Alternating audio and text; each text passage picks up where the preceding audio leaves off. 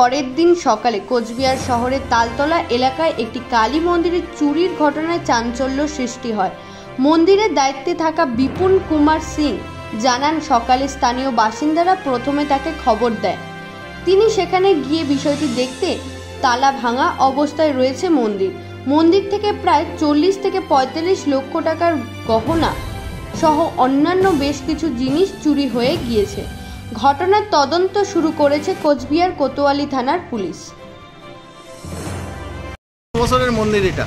আমার যখন 18 বছর বয়স তখন থেকে আমি এই মন্দিরে পরিচালনা করি, আর এখন আমার বয়স হলো 71-এর কাছাকাছি।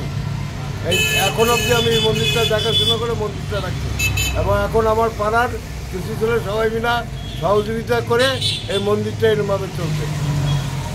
এটা কখন হয়েছে বলে মনে হচ্ছে আপনার? এটা আমাকে যখন খবর দেয় তখন হলো 4:45 বাজে। তখন আমি দৌড়ে আসি, আমি আমার ছেলে এবং আমার ওয়াইফ মিলে তখন চলে আসি এখানে। আর আমার পাড়ার যে আগে পুরোহিত ছিল সে যখন রাত্রি 1:30টার সময় যায় তখন হলো দেখে মন্দিরের লাইটটা অফ করা, এবং নার্সিংহোমের একজন পেশেন্ট পার্টি ভয়চরে বাইরে কুকুরের এদিকে হল্লা ছিলায়। উনি যেহেতু নতুন রাস্তাঘাট চেয়ে না, উনি বাইরে নেই, উনি সকালবেলা আমাকে এই অভিযোগটা করলো। কি কি চুরি হয়েছে বলে মনে হচ্ছে?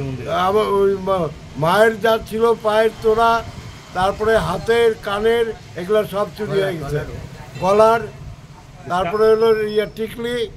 কারা এই মন্দিরটা পরিচালনা করে আমি বিপিন রায়, আমি এই মন্দিরটা পরিচালনা করি। কত টাকার জিনিস নিয়ে যেতে পারে মোটামুটি? তাও হলো 40-45 হাজার টাকা। অভিযোগ জানিয়েছেন বা জানালেন? না, আমরা জানাবো, এখনো জানাইনি। অভিযোগ জানাবেন? হ্যাঁ হ্যাঁ। আপনার নাম? আমার নাম হচ্ছে Bipin Kumar Singh Roy. Bureau report, royal Bangla TV.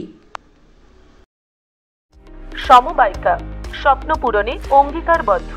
সহজ উপায়ে আপনার ঘরের স্বপ্ন পূরণ করুন সমবায়িকার হাত ধরে, কিস্তিতে এবং অগ্রিম বুকিং এর মাধ্যমে।